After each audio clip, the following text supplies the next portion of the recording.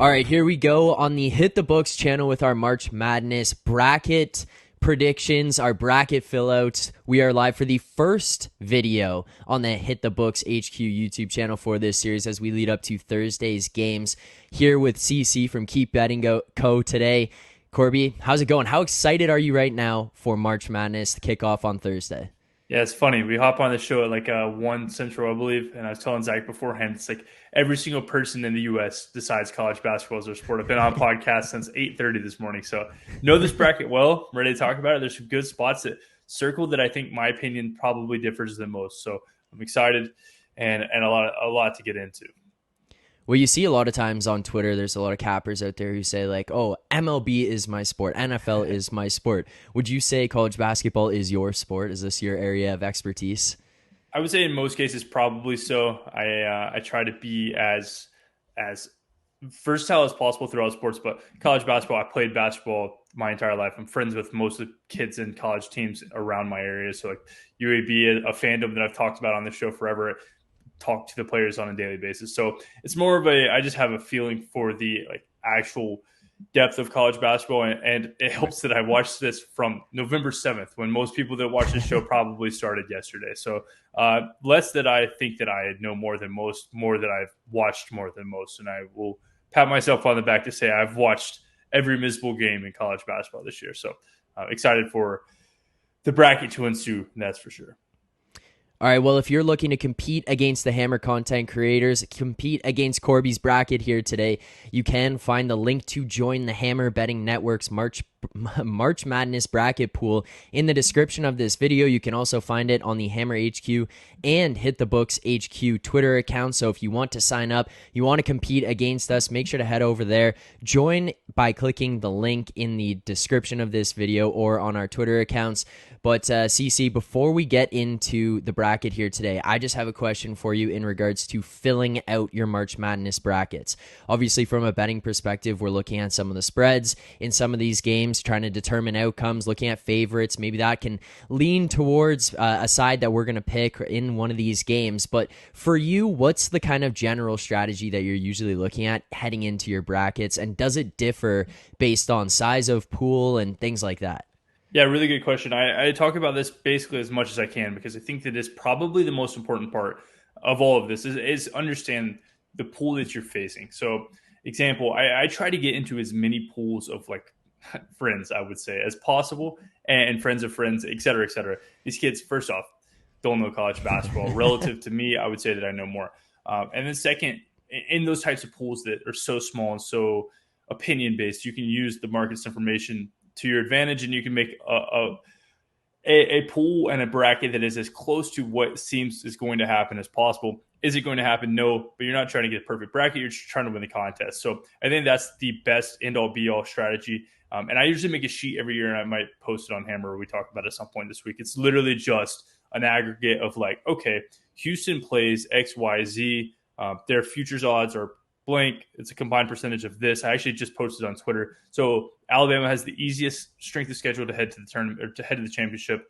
Gonzaga has the worst. So just looking at that, you don't want Gonzaga in your pool in most cases because Vegas says this is just probably not good. But when you get to those bigger leagues, Zach, as I'm sure you know, you're not going to win the 3 million person ESPN contest if you have Alabama playing Houston in the championship, and you have Alabama winning by the spread. So you have to differ and vary out some things in those cases.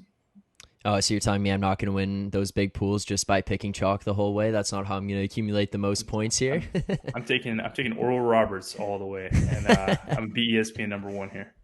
This Gonzaga point that you made there doesn't bode well because I followed you on your Gonzaga future that we have, so we're riding this one out together here. Yeah, listen, I did that math this morning, and I was the first person to be really upset. So I think that their combined opponents' futures, like implied probabilities, is like 35% to win the championship. Alabama's is 11. And I was like, come on. Of course. I mean, they have to run into what? They'll play TCU. They'll play Grand Canyon first, TCU, UCLA, Kansas, and then Houston, and then Alabama. And so it's like, all right. If they win, listen, any person who talks bad about Gonzaga, by all means, if they win, shut the hell up. This team is doing their thing. So excited to watch. I also have the Gonzaga future and a Baylor future, so should be an interesting year. All right, let's get to making the bracket here. So pull this up. If you want to compete against Corbie's bracket again, you can join the Hammer HQ men's tournament challenge. You can find that in the description of this video. You can also find that on the Hammer HQ Twitter account, as well as the Hit the Books HQ Twitter account. But CC, let's start in the South here. You can take as much time, as little time as we want to discuss why you're picking these teams, but essentially we're going to go through the first round all the way through to the finals and make our final prediction to fill out this bracket. Starting in the South, Alabama, game one. Where are we at? We getting an upset game one? Yeah. You can go ahead and click these as far as you want. Alabama's in Birmingham. Alabama gets the first. Alabama gets the second. You can honestly go ahead and click Alabama for 3. Okay. All right, yeah, we'll make that short. All right, then we'll head down to Maryland versus West Virginia. Now you have actually a good game. West Virginia is a team who I don't think matches up well with many teams, but this one they do. So take West Virginia here. Vegas has this, or Sportsbook's not Vegas, has this at 2.5. And so take West Virginia there. In a game that's probably a toss-up, but you're not hurting yourself too much. You're cutting your losses pretty fast there, getting them out in the second round. Next, San Diego State, College of Charleston. I've already bet San Diego State at 5, so as you could assume, I do like the San Diego State team to advance, but especially at this 5. Charleston, a team who has 3 losses, and I think probably gets voted well on like the public steam, but I don't know if this team's actually good. The talent output for San Diego State is there, and Charleston struggled versus talent outputs of like Towson, so I'm not believing in them too much. Right. Virginia. Well, let me ask you something here quickly before you move on to the next game. There's this theory: 12 has to beat a 5. A 12 has to beat a 5. It's going to happen. Do you take that into stock here at all when you're looking at these brackets? Is that anything that's a consideration to you? I have a list of all of those goofy trends, but I think almost nothing, if close to 0, is possible. I mean, every year, I don't know if the people who know these also know this, but every single year, the 12 and the 5 are different teams with different players on the court. So I don't think too much into them. I saw one today that was like the winner of the championship has been in the AP top 7 week 6 of in a 100% of brackets. I'm like, cool. That just means that they didn't suck. Like, I mean, it's a completely different year. Like I think that some of these numbers also, I could be completely wrong with this, but I think some of these numbers get pushed down because of that theory. Like you see a Charleston, who I think should have been closer to an 8 as a 5, or you see a Miami Drake, which is going to be a good matchup, and we'll get to it. But Drake's a 2.5-point dog. If you're just looking at vacuum sealed talent output, I don't think that many people make this a 2.5-point dog. Miami's having some issues, but 2.5 just seems really low there. All right, next game here, the 4-13 Virginia game. What are you looking at here? Yeah, a lot of people have this game circled as their underdog. Like, Furman's a really good basketball team. We've seen these kids play for a minute now. They're all seniors, and they've been competitive for quite some time now. I think they went 21-6 2 years ago. So I understand the idea, but I do think this Virginia team is clicking on defense at the right time. They held Duke to 59 points last game. So I think Virginia, I mean, not think too much on this one. Take Virginia. A Furman upset I could see. So what I'm going to do is we can go ahead and go to the second round. And this is kind of just like a strategy thing for brackets. Is I'm going to take Virginia out in round 2, take San Diego State in that matchup, because I think Furman could potentially win that game, and San Diego State has a better chance of winning round 1. So just a risk liability cutoff. Even if I think Virginia's going to win that game, I take San Diego State there. Okay. I like that strategy there because that's something you get. A lot of people, I think, get burned on. Maybe just the everyday person putting together their bracket. They're going to look and say, oh, well, I think that the 4 beats the 13, and then they think a little too much, put them in through the next round, and next thing you know, they do get upset in that first game, and now your bracket's burned for a couple of rounds. So yeah, good way to go about that. It comes into play in a second for sure. I think a team like a Memphis can beat a Purdue, but Memphis could also lose in that first game. So we'll get to that in a second, but I think it's a good strategy. All right, closing out the South here, couple more games. Creighton, 6-11. What are you looking at in this one? Yeah, keep this one short. Give me Creighton. I don't like the Cincy State team. I'm probably wrong on how low I have them, but I don't like them. And then we're sitting on a Baylor future for the next one. So go ahead and click Baylor twice. Right. Give me Baylor up twice. Yeah, we can't go away from that. Then this one's interesting. And I don't know if you've made your bracket, Zach, or if you watch basketball, but I think Utah State is a team I could see they'll beat Missouri. I have them over Missouri. And then I could see them giving Arizona some headache. So give me Utah State in that 7-10 matchup. Give me a 10. I think that's my first underdog, basically. Yeah, so I'll take that. Yeah. Then I'll take Arizona over Princeton. And Okay. then, unfortunately, I think that Missouri has a chance versus Utah State. That line is 1. Yeah, it's 1. So I'm going to take Arizona in that Utah State game. Though I do think, and I guess we can go ahead and fill this out, Zach, but I do think that Okay. Utah State has a chance versus Arizona, but risk mitigation, I'm not going to take it. Here's the issue is Baylor versus Arizona. Baylor could lose to Creighton. Obviously, I'm saying that they're not going to for the reason of my future. So it would make more sense to cut Baylor out here, but I'm going to take Baylor because I really like this basketball team. So give me Baylor over Arizona there. All right. Do you want to finish out this side here? Alabama, Baylor here? Let's save that for the end. Let's save it for the end. We'll make that one All fun. right. All right. Let's go over to the Midwest. We'll fill out this side. We'll start with the Houston game, the 1 versus 16. Yeah, just click Houston there.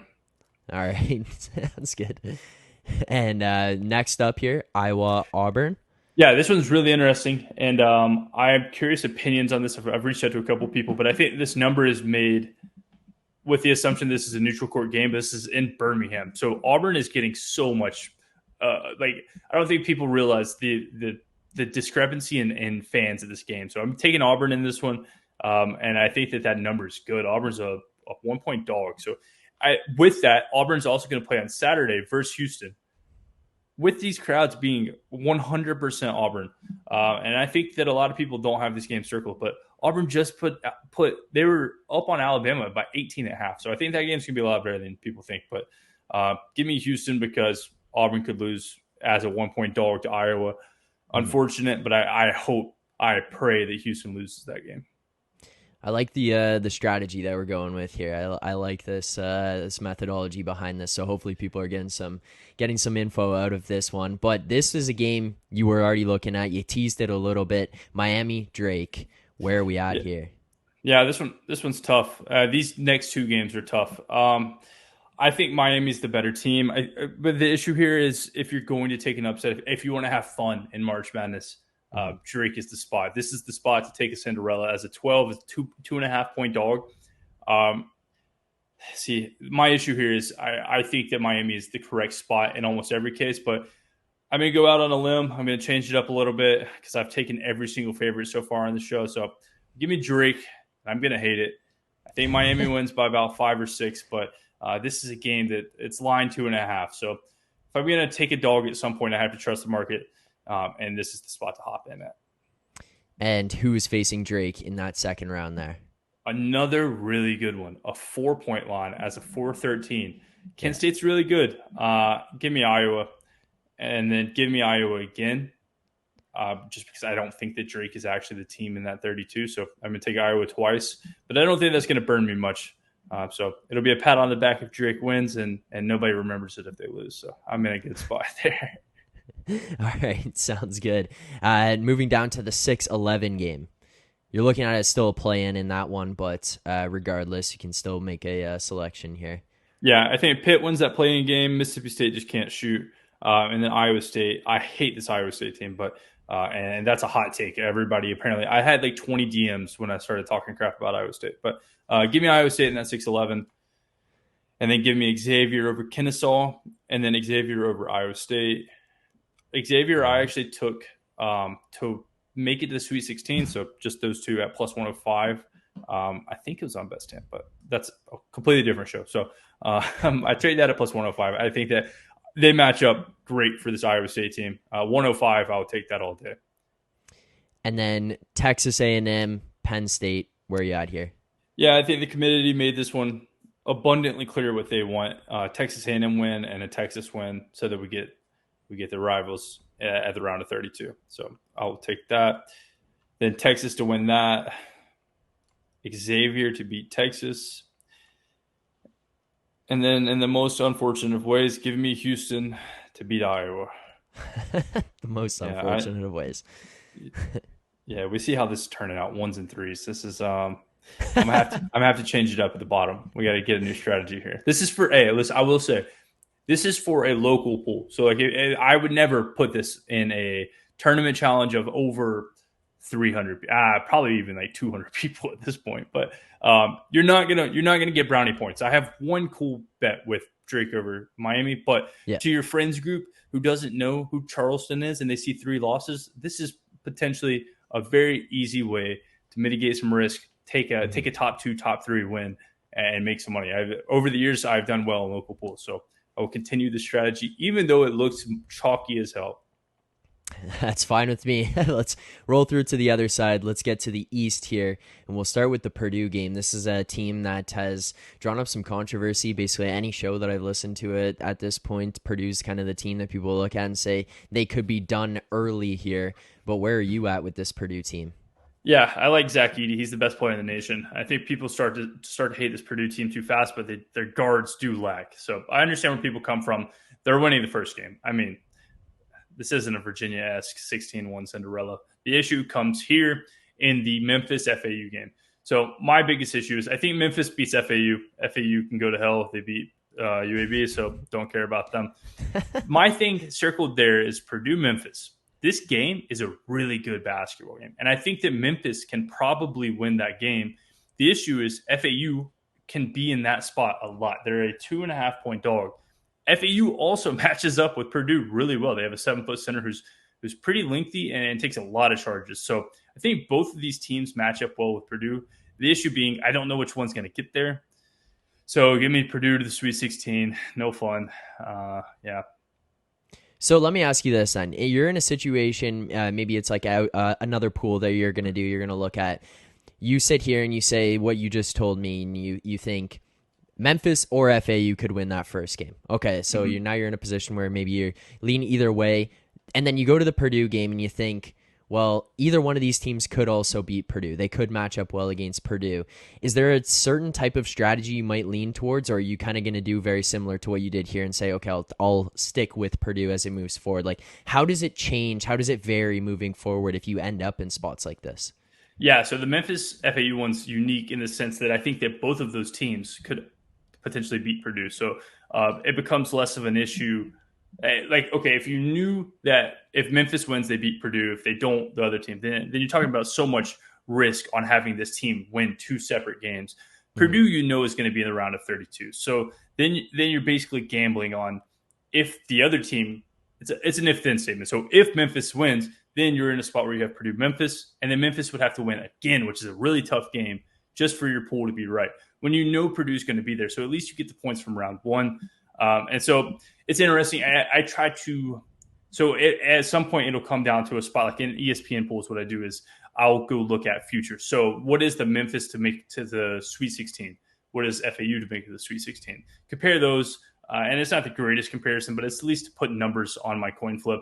And Right. if I can't decide, like if it's too close to call, an example is the Miami game. So this is one I've been struggling in a pool that I've been making. Miami's like plus 700 to make it to the Sweet 16 or to the Final Four, and Drake is plus 4,000 because nobody thinks they're going to. So in a coin toss that I don't know which one I'm going to take, I would take Miami at that point, but it's more of just trying to mitigate risk as fast as possible. So if you think that Memphis could potentially lose round 1, do not take them to the championship. It doesn't make too much sense. All right, fair enough. I think that's good advice. Moving on to the Duke game, another 5-12 here. Yeah, dude, Oral Roberts, I'm out of town, as people who watch our show can tell. And at my girlfriend's house, I told her dad, Oral Roberts, that's the team. Watch them. And then the show came on. We were on last night live with Powers, and Oral Roberts got matched up with Duke, the only team that they did not want to see. I think Duke wins this game pretty easy. They just have the height for Vanover, and they have the guard play for Asmus. If Oral Roberts wins, I'd be a happy guy, but I think Duke takes that pretty handedly. And then who's facing Duke in that next round there? Yeah, it'd be Tennessee. Louisiana's getting some steam. People love this team, but Tennessee has shown where they are all season. And then Duke takes Tennessee. Tennessee can't score points. So give me Duke twice. All right, Duke Purdue in that next round there. But before we get to that, Kentucky Providence. Yeah, toss me an 11 seed. I need something. Providence is a pretty good team. This line was 3, I believe.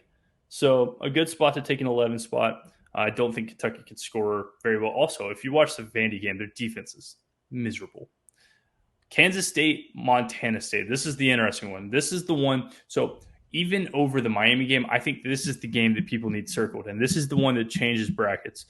Kansas State is the most liable 3 team, in my opinion. They're a 8.5 point favorite. So like a, 76% chance implied. They probably win this game. But I think that if you were in a larger pool, Montana State is a really good grab here. For the sake of the show, we're not in a larger pool. So I'm going to take Kansas State. But I do think you're in an okay spot to grab a really big dog for like an ESPN size bracket. Right, submitting to the mass pool there. That might be the play to go the other way. Michigan State, USC. Yeah, Izzo time. It's March. USC might be not out, but their best player, Drew Peterson's hurt. So he's going to play, but he's hurt. Give me Michigan State. And then Marquette. Marquette's an interesting one. And we can just talk quick about this. Again, this isn't our Hit the Books Monday show, but Marquette win the next one. And I'm taking Marquette to win this region. I think it was Marquette. Yeah, Marquette to win this region. Marquette has as I talked about, like comparing paths or easiest path. Marquette has the second easiest path in the nation. So it's Alabama, then Marquette at a 17%, which is the second easiest. I took some Marquette 4-1 to win this region and 19-1 to win it all, which I don't think is going to happen. But Shaka Smart, great coach, a guy for March. So give me that. Kansas State over Providence. And see, this is just tough. Because I think Purdue can lose in that last game, I have to take Duke here, I believe. So give me a 5 in Duke. That changes up my bracket a little bit. Yeah, no more 1s and 3s. You got 5-2 here. We'll take that. Yeah, Duke, Marquette. So before we finish that one out, let's go over to the west side, close this, and then we'll get down to the nitty-gritty, the final selections. But starting in the west, 1-16. Are we getting an upset here? Maybe. No. Kansas, yeah, go ahead and click them through. Okay. Next, give me Arkansas. I think Arkansas, I really wish they would have got a 10 seed. That's a really dangerous Arkansas team. Kansas isn't playing the greatest basketball. I do think Kansas probably gets it done, especially since we don't know who's going to win the 8-9. So give me Kansas in the Kansas-Arkansas matchup. But again, ESPN brackets, I would sprinkle in some Arkansas right there. Okay. And the other side, SMC, VCU. What do you like in the 5-12? I'll toss a 12 for you here. Give me VCU. VCU loves to press. St. Mary's struggle versus BYU's press. Give me VCU. I think St. Mary's wins that game, but bracket pool, I got to change it up a little bit there. Yeah, we'll take another 12 there, like that. And now who's taking on VCU in that next round? See, this is the best part about taking that 12, Zach. It's all risk mitigation. Give me UConn and then UConn again. UConn's a really good basketball team. I think UConn probably beats Kansas in that spot. You know what? Give me UConn. Give me UConn over Kansas there. Okay. Yeah. We are really mixing it up on this side. We're going everywhere on the other side. I like it. Now 1/4 of our quadrant. It's going to be like perfect. They're like, what the hell were you doing in the bottom right quadrant? I'm like, yeah, I don't know. Had to mix it up. Had to do something different. Final games to get to the UConn matchup. 6-11. We got the TCU game against the game that hasn't come through yet. Where are we at here? Yeah, give me TCU. I think Nevada wins that play-in game. They shouldn't be in the bracket anyways. So TCU. Yeah. The Zags, easy. We're sitting on a 34-1. Zach's riding with me, so that's fun. I listen. If they make it to the Final Four, I've already told you. I talked about it on the show. I'm flying to Vegas. I gotta get some of this hedged out, but they have one hell of a road to get there. So we'll see. Boise State over Northwestern. I think that one's going to be a popular 10, and I'm buying in on it. I can't lie to you. And then UCLA, no fun. Give me UCLA. No 15s this year. UCLA over Boise, unfortunate. I think that is bound to happen. And then my Zags, you already know. And then here comes the issue, Zach. And this is what we talked about at the start of the show. The Zags now will have faced an okay Grand Canyon team.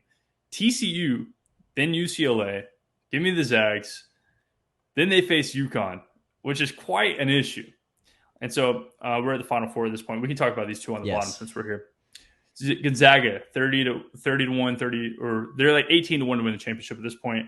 UCLA, I don't have their number. I did look before the show. Gonzaga is a significantly sized favorite to win the championship over UConn. So give me Gonzaga. I do Really hate that because they are facing a tough strength of schedule. I think it probably makes more sense to have UConn or Kansas there, but the Zags 34-1. We're getting there. On the other I'm side, excited. let's see. I didn't make it this far in my bracket. All right.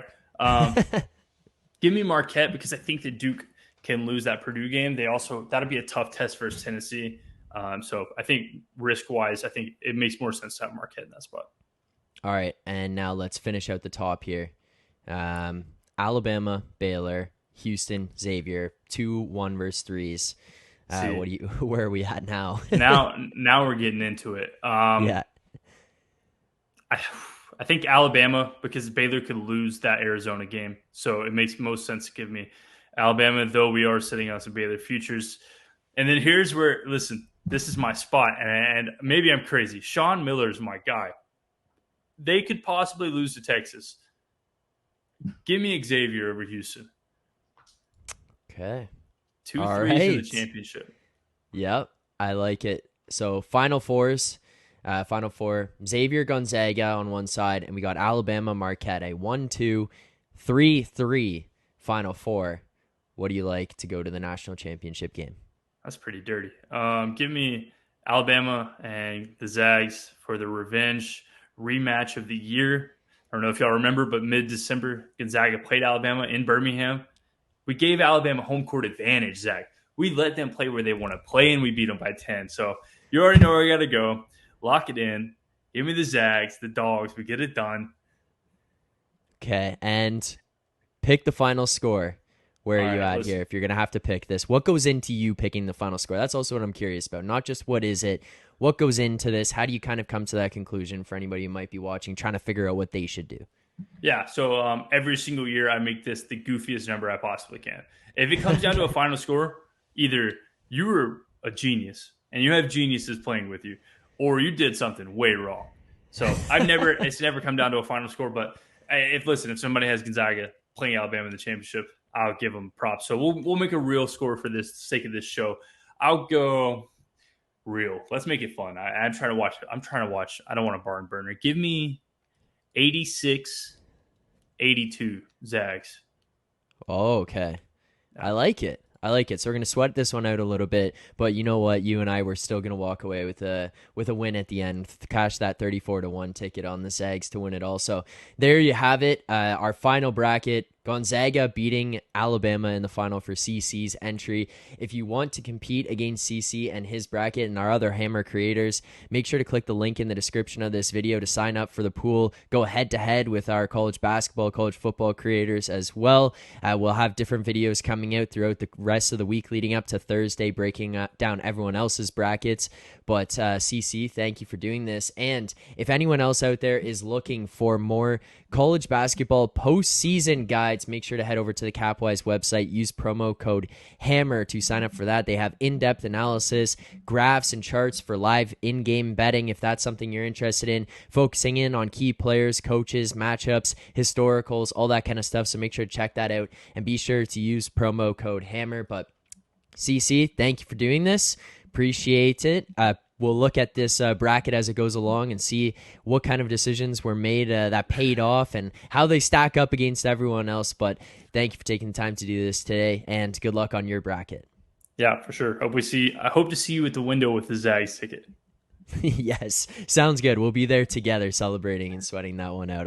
I will be texting you if that comes down to it. That's for sure. But all right, thanks, CC. If you enjoyed the content here today, please make sure to subscribe to the channel, like this video, and let us know your thoughts on the bracket that was filled out in the comments below.